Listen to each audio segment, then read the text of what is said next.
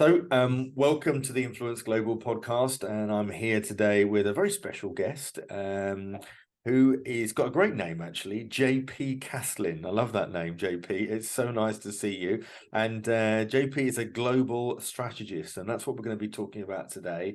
We're going to be talking about trends. We're going to be talking about what's changing the landscape for brands, and not just about influencer marketing. We're going to talk about all sorts of different things. So, JP, welcome to the show.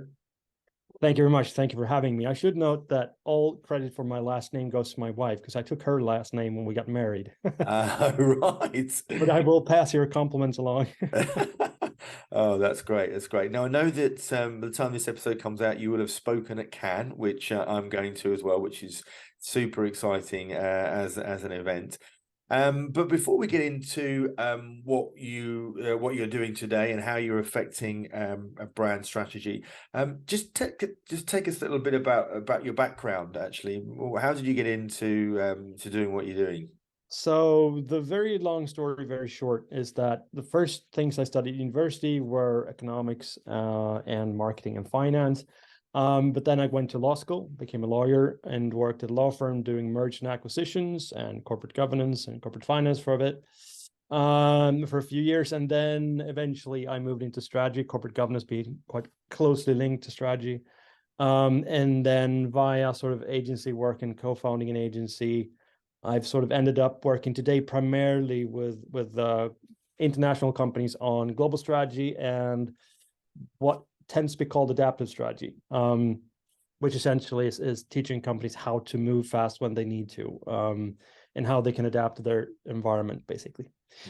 Yeah. That's a very long story, very short. No, that's great. So now you were telling me before we went on recording that you made some predictions about the changing face for brands, and whether it be in e-commerce or in the influencer space or whatever. What were some of those?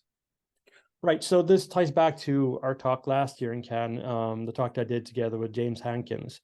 And so over the last 5 years or so now, we've done a lot of work in e-commerce together. And along the way, we've made a series of predictions. And these predictions are, I suppose, odd for a marketer in the sense that we tend to look at financial data and financial markets, and we do financial analysis, and we look at annual reports. And don't worry, I'm going to spare you all of it. But then we look at those kinds of patterns and we try to identify emergent patterns and then look at, okay, so what are the implications for brands? And so last year we made a number of predictions in our talk that were also available in our white paper called The Gravity of E-commerce, published for Work. And we looked at things, for example, what we saw was that the number of deals, or number of the VC deals, essentially the number of sacks of silver being handed out, right, as opposed to the actual volume, although we looked at that too, started to decline. And in the same time, we saw a couple of patterns in the market in regards to market caps and trends and so on. And basically, one of the predictions that we made was that over the next 12 months, so leading up to now, basically, capital would become a lot more expensive and a lot more difficult to come by. The sort of end of profitless prosperity would be upon us, as would what we call the Maguire era, which is, show me the money. And to illustrate what then happened was all of this came true. And I'm not sure if you remember the Silicon Valley bank collapse, but that was a direct result of companies not being able to obtain money and therefore having to pull money out of the bank. And tying back into this year, so that was primarily to do with digital commerce companies and startups. But what we're seeing at the moment is that we're starting to see that spread to other sectors as well. And for marketers, what that will mean going forward, at least in the next, I would say 12 to 18 months, but probably more, is that budgets will be a completely different thing. All of a sudden, you're going to have to justify why you want to do something, what the alternative costs might be, why are you doing this and not that. And we in the sense of marketers, have to be a bit more serious and a bit more grown up about how we spend our money, basically. Yeah. Do you think, once upon a time, I remember the day when you look at a 5 and a 10 year strategy, and you can't help thinking now that because of the way in which markets are moving so quickly and Yeah. consumer behavior is changing. It's just too long, and it's almost like it's quarter by quarter sometimes, isn't it? And Well, how, yeah. and I understand that for a small brand is to be much Mhm. more nimble, but you, I know, work with some very big brands, and Yeah. how do they reflect that change when they've got economic challenges around them?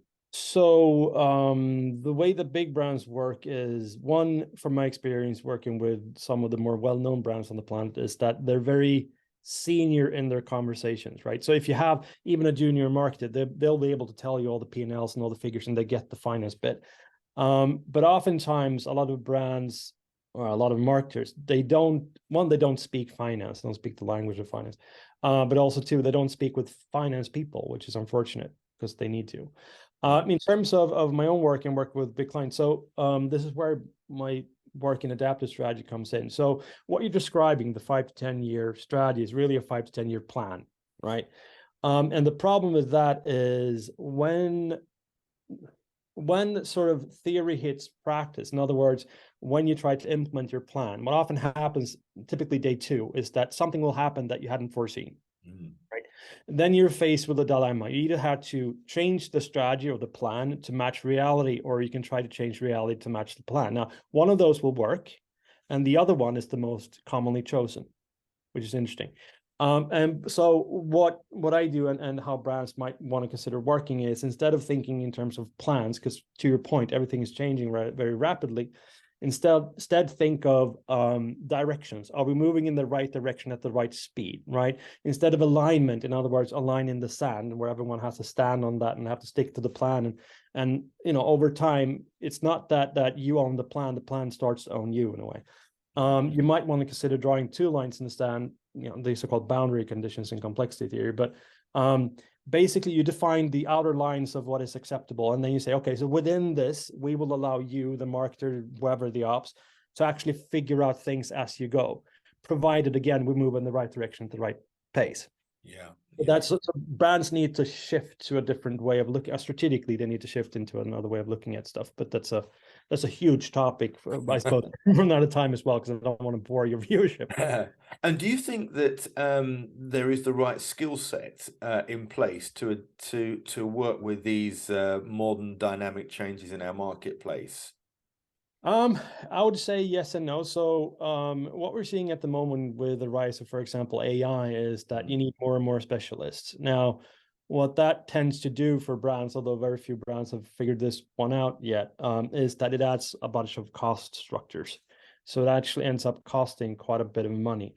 At the same time, I think it's very dangerous to underestimate how good people are at their job.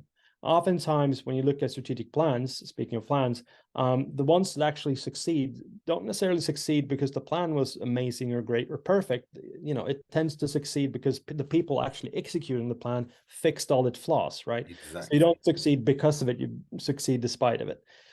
So you do have a lot of people who are really good at what they do and take pride in being good at what they do.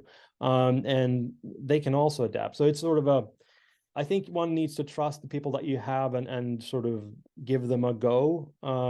At the same time, certain things you will have to hire new experience, because with new problems you have to have new kinds of people being able to solve it sometimes. Yeah, yeah. And do you think with some of these plans, are they over complex for today's market in some cases? Do you think that there is you get that sense of overwhelm, we can't do everything? I've often believed in the principle sometimes of a few things done really well, with everybody on board, is better than having, we like to do this and we like to do that, and what we got, it becomes Yeah. almost overwhelming. Right. So the way to do that in practice is, so you need to have your core business, whatever that is, the 1, 2, 3 things that you described that actually sort of feeds into the main revenue stream. Now, the problem with that is that over time, that one thing that you do really, really well will become increasingly irrelevant, because new technologies will come along and new competitors and so on. So the way to sort of to do this in practice is you run what are called parallel safety fail experiments. Basically, have people try out stuff for small sums of money, and the stuff that works, well, you give them a bit more money, and then eventually you put it into your main revenue stream. Yeah. And the stuff that doesn't work, you scrap that. Like incubator zones almost, like. Yeah, exactly. And we're going to see more of that as well going forward, just because you don't have the budgets for the big bet. But it ties back into what I mentioned before. It has to be relevant to the overall direction. To your point, and I completely agree, you get a lot of brands who think that, okay, so we need to do mitigation, and therefore they try everything, right? The Hut Group in the UK is one such example. I think we mentioned them last year, and they'd had something like 42 new divisions or something. And just go, yeah, that's just spread out far too much. So rather, again, what you want to do is you want to have people explain why they want to do something, why it's coherent to the direction, and so on and so forth. Give them a small sack of money, allow them to try stuff out. If it works, give them a bit more, and then over time, eventually, hopefully, you'll end up with some stuff that really works. And that has the benefit of buy-in is not a problem because people are already doing it. Yeah, yeah. So yeah, anyway. And what about e-commerce then? Obviously, I mean, I've been a long-standing supporter of e-commerce show. It's a big part of the influencer space as well. Where do you see some of the big trends changing there? So the big things that we see changing are the kind of stuff we saw last year, which is firstly, the thing to understand about e-commerce. And by the way, e-commerce here is defined as that's where the purchase took place, right? The purchase was made. Doesn't mean that the entire customer journey took place online, just mean that the sort of purchase was made there. And so if you look at what people tend to mean with e-commerce, which is digital D2C, in other words, digital direct to consumer, then what tends to happen is in the traditional physical, state of the mill, run-of-the-mill department store, it was a many-to-one model. So your customers would come to you, thereby incurring the cost of transportation. Now, this model is completely the opposite. It's a one-to-many model. So you have to send, individual packages to individual customers. And with that comes a completely new cost structure, which is why as e-com penetration grows, your margins tend to decline based on our research. So what you then need to do is you need to understand this. You need to then start doing cost mitigations. The parallel safe to fail experiments are one thing, but also think about things like what do we charge for our fulfillment, shipments? Maybe we should think about sort of flexible and adaptive pricing. Maybe we go, okay, so it's this price if you want it in 24 hours, this price if you want it in 48 hours, and then this price if you want it sometime before Friday or Friday at the latest. And so you need to play around with that. And also sort of understand that, retail is sort of a holistic thing. And although there are highly successful pure play players, that's difficult to say, try that with my teeth in, especially if you're a platform, think about, okay, so, would it behoove us to actually have a store, to do wholesale, to do other stuff? Because you can make up a lot of margins and, by selling via third parties and so on. Yeah. So you need to think holistically. It's a cliche, but yeah. Yeah.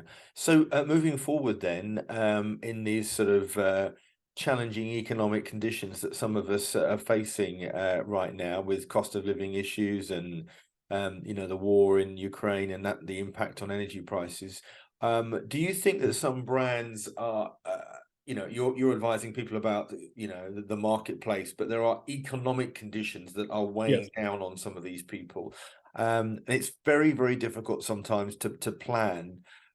What's your sort of crystal ball thoughts about what's going to change in the next 12 months or so?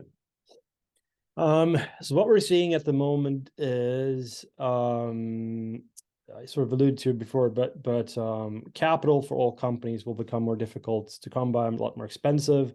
What happened in Silicon Valley is going to spread. We see that already in commercial real estate, which is going down hard at the moment. It's probably the next sector to be really struck. So that's going to spread. We also see a shift in consumer behavior. So people are shifting away from branded goods to commodities and replacement goods, basically.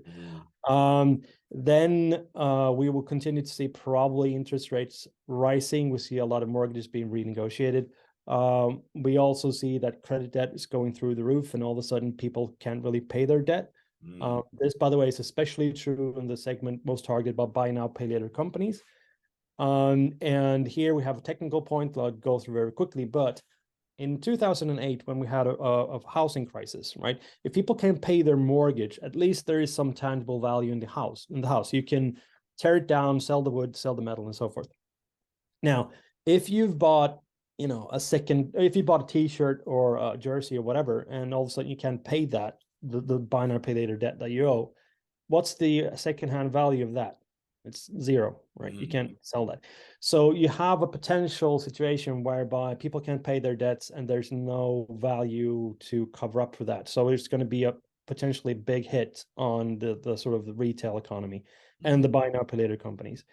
So that's another thing. And then I think lastly, what we will see is, although people sort of keep talking about effectiveness, which is important, this will be kind of the year of efficiency. The next 12 months, there'll be a lot of talk of efficiency and how we can sort of cut corners, I suppose, in a way, in sort of a good sense or a positive sense, as opposed to cheating.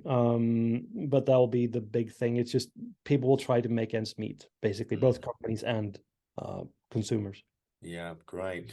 Well, look, it's lovely to have you on the show today. Thanks for your words of wisdom around strategy. And how can people find out more about you, JP? Easiest is to find me via my website, which is jpcastlin.com, or on Twitter, where my tag is just jpcastlin. Every now and again, I'll post stuff on LinkedIn as well. So, I'm there, but those are my main three, I suppose. And then do come see me if you can, if this goes out before Can. If it didn't, then hopefully, Wark will put up a link to the actual video, but it's going to be a very interesting talk. And our track record has been quite solid, so we're hoping to keep that up. Right. It's been an absolute pleasure to be on your show, by the way. No, an absolute pleasure to have you too. Thank you so much. Oh, my pleasure. Thanks for listening. And if you like this episode, please do give us a review, as it really makes a difference to us. If you want help in creating an influencer marketing strategy, or you want to join the Influencer Marketing Roundtable event, then just head over to gordonglenister.com. Thanks as always to my producer, Neil Whiteside from Freedom One. And until next time, from me, Gordon Glenister, it's bye for now.